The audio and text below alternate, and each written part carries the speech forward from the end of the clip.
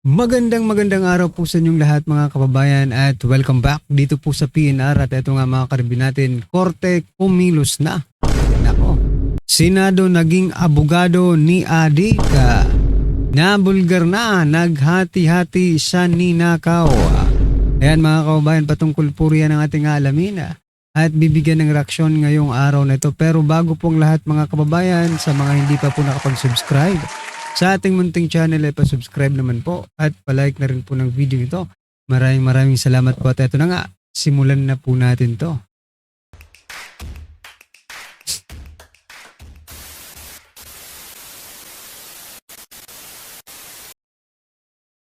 So ito mga kabayan, panoorin po natin ito ha. Sabi po dito sa caption ng video, lahat ng sinasabi ko para ma-counter ang fake news, may basbas sa Pangulo, ayon po yan kay Yusek Claire Castro. Nako mga kaubayan, no? Hirap na hirap po si Yusek Claire Castro na magpaliwanag, na magdepensa sa mga pinupukol na isyu sa kanila, no? Sa lalong-lalo na kay President Bongbong Marcos Jr. Ito pong interview mga kaubayan, panoorin po natin. Does the President feel compelled to personally and directly confront the allegations against him? What do you mean? Yung siya po mismo ang sasagot. Ano bang dapat sagot? Well, corruption allegations and the allegations of drug use. Sino po ba ang nagbibigay ng alegasyon tungkol sa korupsyon?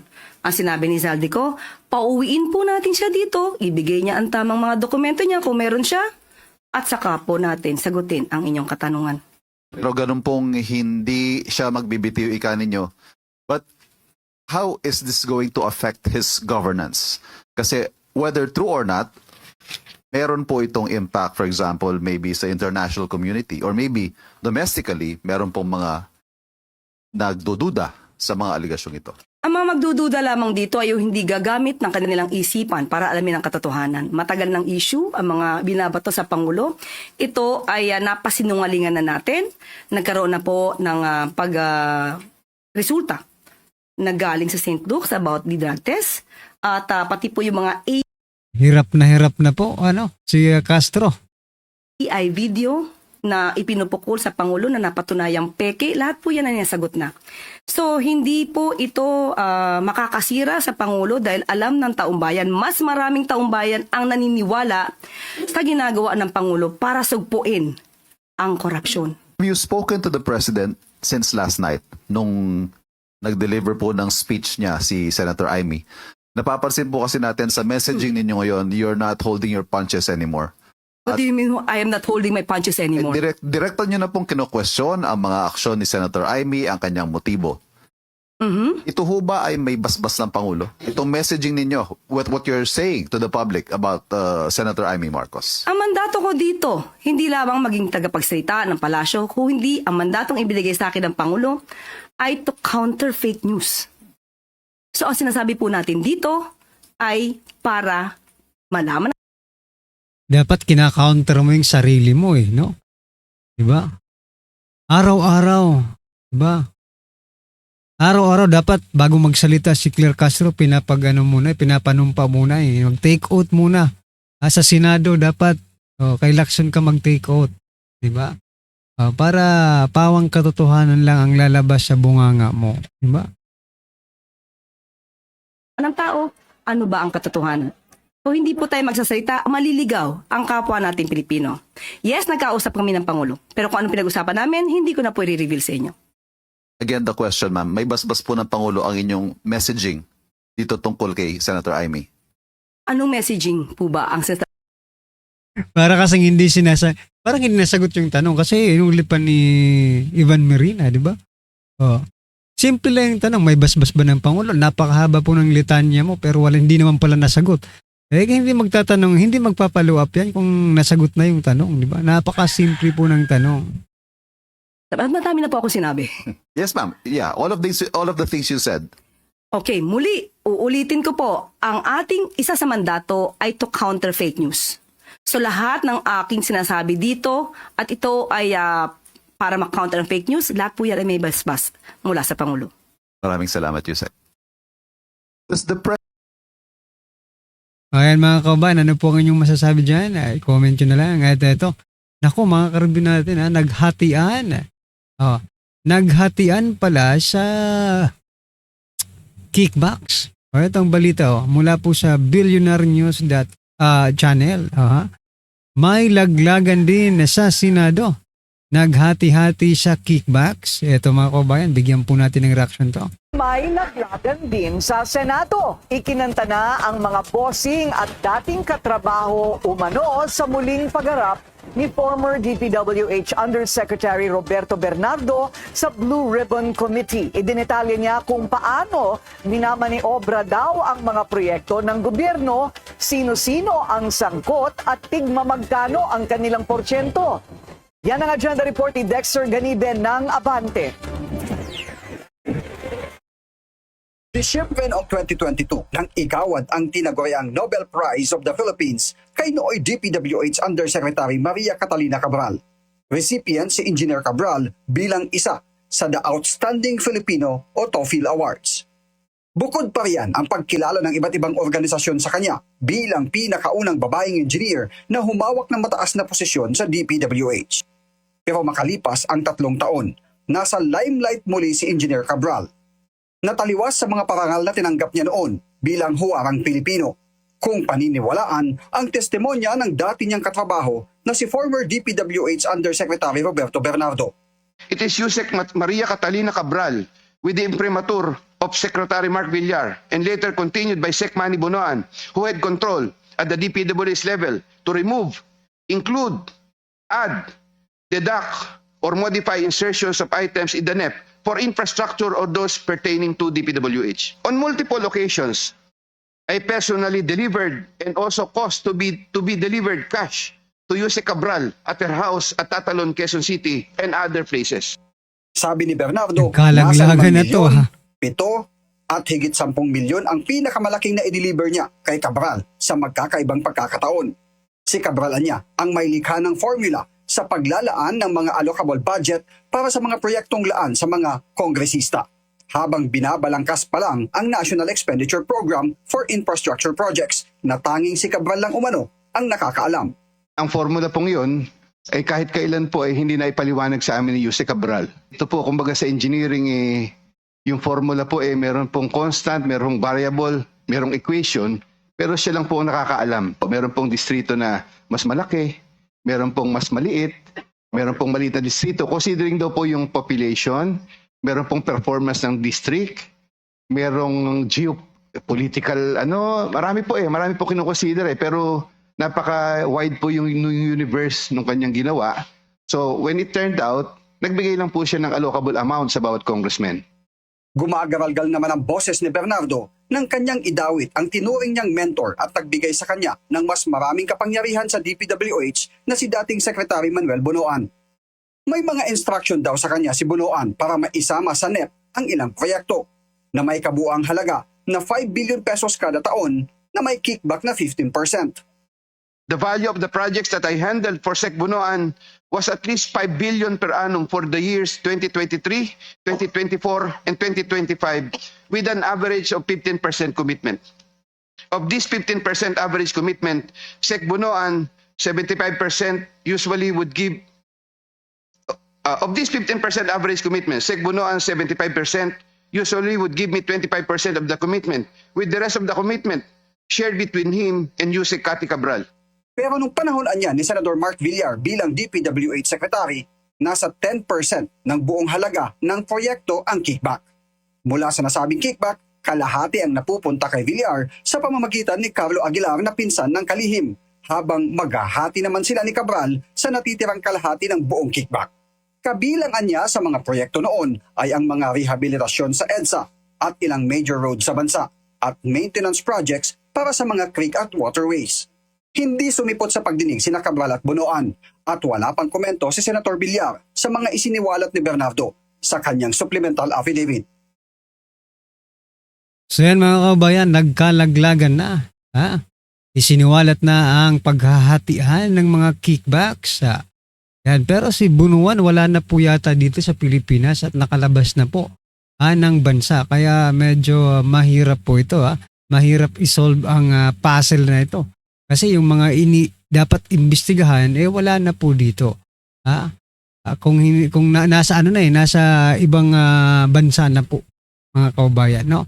Anyway, eto mga kababayan, pakinggan naman po natin tong balitang ito patungkol naman po kay Senator Ping Lacson sa kanyang pagtatanggol dito po kay President Bongbong Marcos Jr. Eto na po.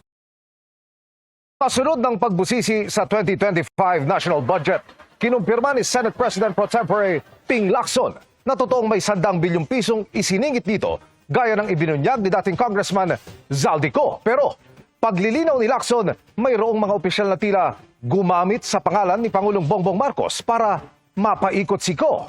Nakatutok si Maki Pulido. Ang akusasyon ni dating Congressman Zaldico, 100 billion pesos ang pina-insert daw ni Pangulong Bongbong Marcos sa 2025 General Appropriations Act nung panahong nasa BICAM na ang budget. At nung naaprubahan na raw ang budget, 25% o 25 billion pesos daw ang napunta kay Pangulong Marcos. Ang sabi ni Ko, dineliver ito sa North at South Forbes Park at sa bahay sa Aguado na malapit sa Malacanang. Matapos niyang busisiin ang 2025 national budget, sabi ni Senate President Pro Tem Ping Lacson, totoong may 100 billion peso insertion. Nakita rin daw ito ni Senator Win Gatchalian, ang chairman ng Committee on Finance. Pero nang Nako, Senator Ping Lacson at Gatchalian ang nakakita, no? Pero parehas po silang nagtatanggol sa Pangulo ngayon, ha? O, di ba? Dalawa silang nakakita. Pero parehas po silang nagtatanggol sa Pangulo. usap daw ni Lacson si dating DPWH Undersecretary Roberto Bernardo ukol dito, sabi ni Bernardo, ginamit lang ng ilang opisyal ang pangalan ng Pangulo para mapaikot si Ko. Napag-alaman ko from Undersecretary Bernardo na may mga tao sa Malacanang, no, not the President, not authorized by the President, who misrepresented him. I will name some of them. Undersecretary Adrian Bersamin. He name-dropped the President, making Zaldico believe na utos ng Pangulo na ipasok sa BICAM yung insertions na 100 billion. Now, Yusek Traigib Olaybar. Other personalities. Si Undersecretary Adrian Bersamin ng Presidential Legislative Liaison Office ay apo ni Executive Secretary Lucas Bersamin. Kayo po ba mga kaubayan naniniwala na ginamit lang talaga ang pangalan ng Pangulo dito? Napakalakas naman po ng loob nito, di ba? Kung gagamitin ang Pangulo ng walang basbas. Ako po personally mga karabinata na this is my own opinion, but I don't believe, hindi ako maniniwala na walang basbas ng Pangulo, yung mga ginawa nila diyan. Sabi nga kanina ni Castro, yung si Castro nga nagsisinungaling may basbas ng Pangulo eh. Eto pa kaya walang basbas ng Pangulo? Di ba?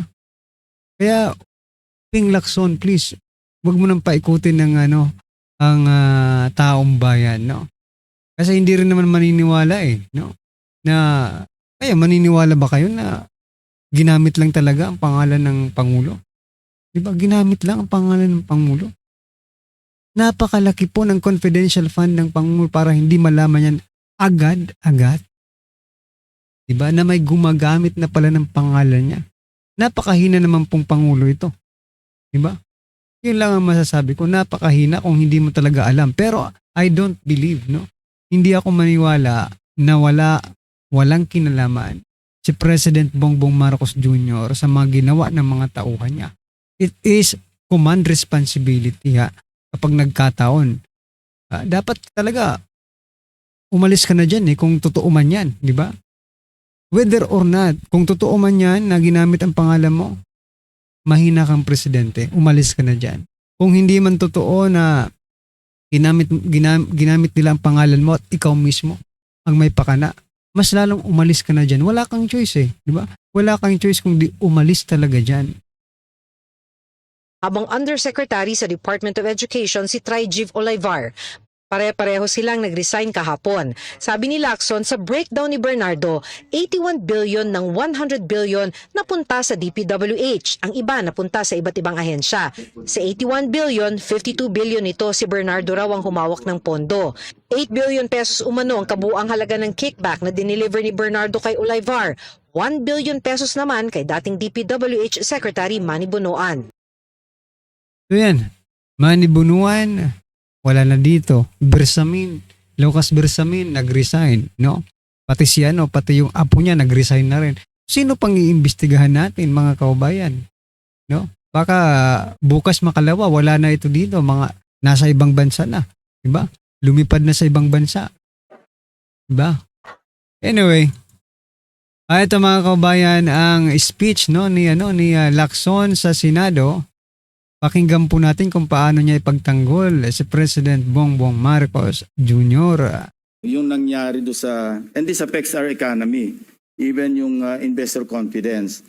I have it on good information that yung announcement na ginawa, yung statement na ginawa ni ex-Congressman Saldico, na nagbintang siya na 100 billion, sinasabi niya na utos daw ng Pangulo na isingit sa BICAM.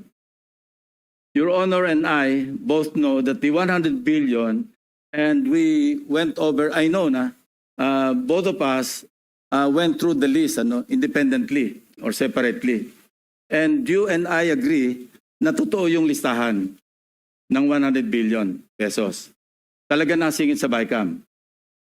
But yung sinasabi ni Saldico on social media as posted na nag-deliver siya ng 25 billion representing the 25% commission di umano para kay Presidente, that I will attest na hindi totoo.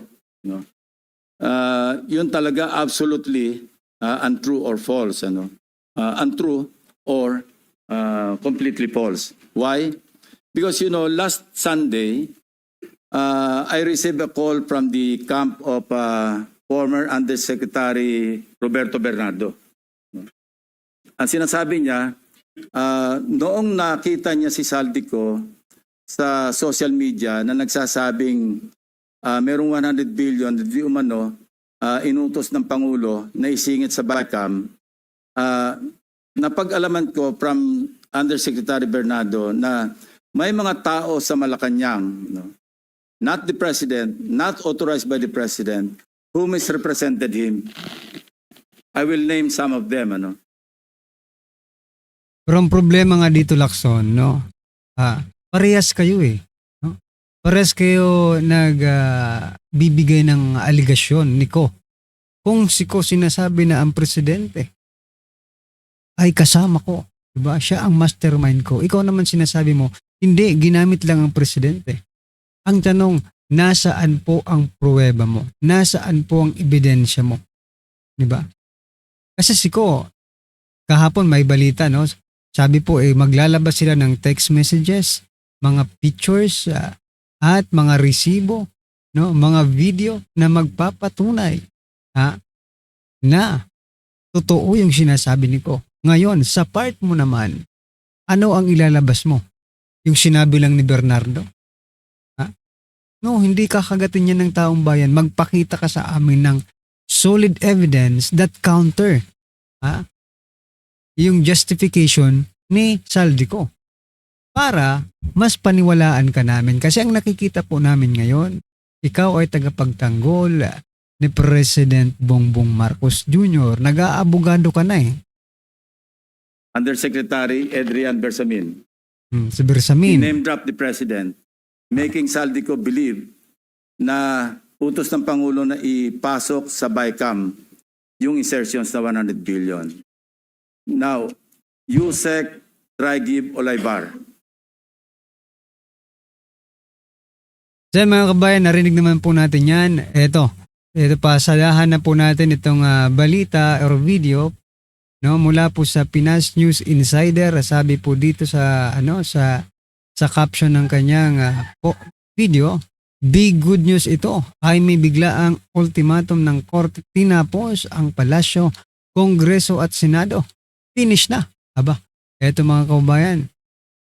Ito ang balita ngayon, trending at pinag-uusapan ngayon sa mundo ng social media. Ang di umano'y balitang sadyang tunay talaga na walang lihim ang hindi nabubunyag at walang baho ang hindi aalingasaw. Matapos sa mga kontrobersiya na kinasasangkutan ng gobyernong ngagba ni Marcos Jr. tungkol sa bilyong-bilyong manumalyang flood control scandal at ang mga di umano'y kadramahan o mga palabas ng Independent Commission for Infrastructure o ICI ni Marcos Jr. na tila klaro pa sa sikat ng araw. Ang tunay na motibo nito ay para lang di umano pagtakpan ang mga kabulastugan ng Administrasyong Marcos at para madiin ang mga Duterte, lalong-lalo na ang kaalyado ni dating Pangulong Duterte para hindi na umano makatakbo sa darating na 2028 national election, lalong-lalo na magpasa hanggang ngayon ay nangunguna pa rin sa lahat ng survey. Ang Vice President na si Sara Duterte ay siyang gusto nila di umanong pilayan dahil takot sila na makabalik ang mga Duterte sa pamumuno sa bansang Pilipinas. Sa wakas, ito na ang malaking magandang balita na siyang gumimbal sa gobyernong ngagba ni Marcos Jr. Korte Suprema, sinasad na ang katahimikan at nagsalita na, naglabas ng matinding ultimatum sa mga ahensya ng gobyerno na pinamumunuan ni Marcos Jr. Gaano kaya ito katotoo mga kababayan? Ating alamin. Pero bago ang lahat, kung bago ka pa lamang sa aming channel, please huwag kalimutang mag-like, subscribe at i-click ang notification bell para mas maging updated ka pa lalo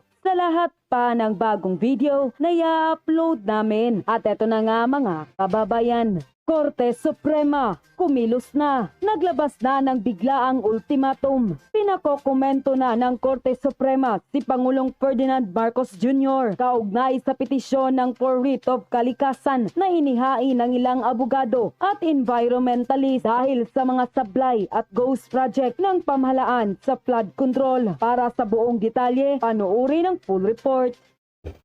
Pinakokomento na ng Korte Suprema si Pangulong Ferdinand Bongbong Marcos Jr. kaugnay sa petisyon for writ of kalikasan na inihain ng ilang abogado at environmentalist dahil sa mga sablay at ghost project ng pamahalaan sa flood control. Batay sa inilabas na notice ng SEC and Bank, bukod sa Pangulo na kinatawan ng Office of the President, pinasasagot din ng kataas-taasang hukuman ang Office of the Senate of the Philippines na kinatawan ni Senate President Tito Soto III. Giyon din ang Kamara na narepresenta noon ni Martin Romualdez. Kailangan ring magkomento ang Department of Budget and Management, DPWH, DENR, DILG, River Basin Control Office, mga local government units sa bansa at mga kontratista na nakakurba ng mga flood control projects ng pamahalaan. Mayroon lamang 10 araw ang mga respondent upang magkomento mula sa araw na matanggap ang notice ng resolusyon. Hindi naman nakapagpigil ang taong bayan na magbigay ng komento sa mundo ng social media. At ayon pa sa kanila, huwag na kayo puro tanong ng tanong, salita ng salita, aksyonan nyo na agad at ikulong. Alam na natin sino-sino ang mga sangkot at mastermind. Kawawa yung mga ordinaryong taong magkasala, kulong agad. Pero magnanakaw ng bilyon-bilyon sa kaba ng bayan, need pang ihiring-hiring. Wala na talaga. Ang Pilipinas ngayon ay pinamumunuan na ng mga sindikato at magnanakaw sa administrasyong ito. Ang pinuno ng PNP, AFP ay kanya-kanya silang sipsipan sa tombong ni Bangag. Maawa na kayo sa kapwa Pinoy nyo. Yang inggit at puot at galit at pamumulitika, sana itanggalin nyo na yan. Kaming mahirap ang laging kawawa. Congrats BBM, ikaw lang nakagawa. Top 3 mas kurapang Pilipinas. Konting kembot pa bago matapos ang termino mo. Sure, top 1 na ang Pilipinas. Mas kurap na bansa. Marcos Pamor. Tinalo ni BBM ang kanyang tatay. Biruin mo yung tatay took 20 years para manakaw halos lahat ng resources at yaman ng bansa. Tapos yung anak, 3 years lang, kuha na. Mag-iiwan pa ng utang. Nabubuhati ng mamamayang Pilipino. Malalagay na naman ang Marcos sa Guinness Book of Records. Nangyayaring rally, anti-corruption rally ng mga kababayan natin dito sa Quirino Grandstand at maging dyan po sa EDSA People Power Monument. At alam namin na kayo po noon ay isa sa mga nag-organize ng isang ganito Itong ganito rin ng mga rally laban po sa administrasyon ng Marcos Sr. Po, pwede ho ba ninyo kaming kwentuhan tungkol po doon sa nangyari noon at ngayon parang halos magkatulad Parang history repeats itself. Kasi baka naman inaalala ng ating Pangulo yung mga natutuhan niya sa kanyang ama tungkol kung kasi yung sitwasyon ngayon, very important yung mga magiging move niya. Kasi mukhang lumalakas talaga ang pagtawag sa people power. No?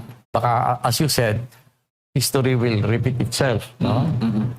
Nung araw naman, alam mo, yung people power nung nakaraan, hindi naman madaling naging reality yan It took decades of work.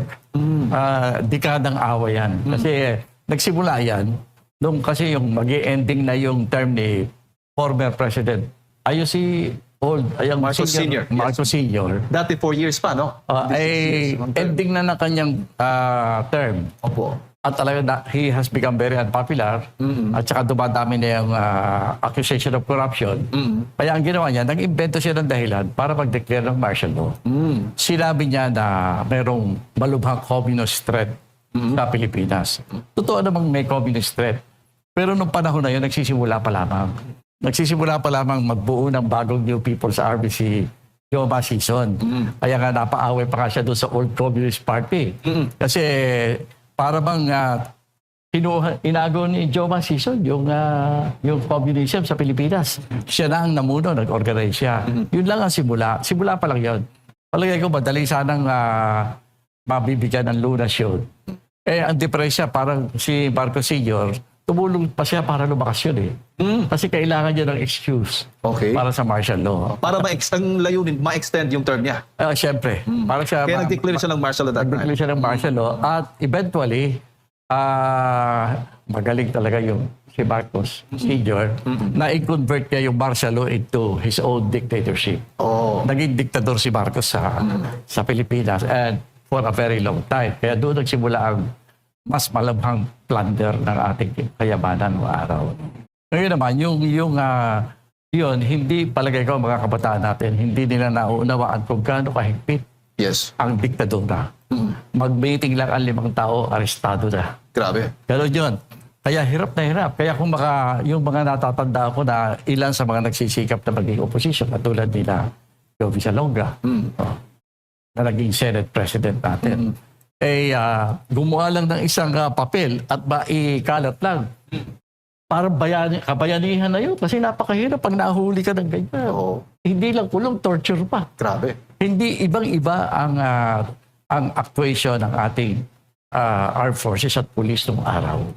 Ngayon nga, sa panahon ni Cory Aquino, isa sa priority ng people power government kung paano ibabalik ang pagmamahal at tiwala ng sambayanan sa armed forces. Kasi armed forces natin yan. Ginawa silang tool ng dictatorship. Kaya sirang-sira ang pangalan ng armed forces right after people power. At ang naging desisyon ni President Cory Aquino doon, hindi po pwede ang armed forces natin galit ang taong bayan. Kasi lalo na, tinulungan pa ng komunista.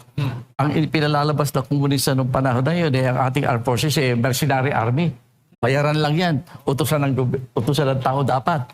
Kaya yun, inayos natin ang matagal-tagal yun. Kaya muling na ibalik ang pagtitiwala at pagmamahal ng armed forces sa armed forces ng ating taong bayan. Isa yan sa major achievement ni President Cory Aquino. Ngayon mga kaubayan, mauulit ba ang tanong? Mauulit ba ang history ng ama ni President Bongbong Marcos Jr. sa pagkakataong ito? Ni President Bongbong Marcos Jr. Magkakaroon ba ulit ng diktadorya or dictatorship sa ating bansa? Or mas maagang mapapalayas sa Malacanang ang Marcos? Dalawa lang yan mga kaubayan. Kung kakatig po sa ating taong bayan, ang Armed Forces of the Philippines, malamang mapapaaga po ang paglayas nila, diba? Pero kung magpapagamit po ang Armed Forces of the Philippines, isa lang po ang masasabi natin diyan. malamang sa malamang ay maging diktatorya nga ang ating ang pamumuno sa ating bansa. Diba? Anyway mga kababayan, ano po ang inyong opinion, reaksyon patungkol po sa video ito? Comment nyo na lang po sa baba. Maraming salamat po. Please don't forget to like the video. Maraming salamat po.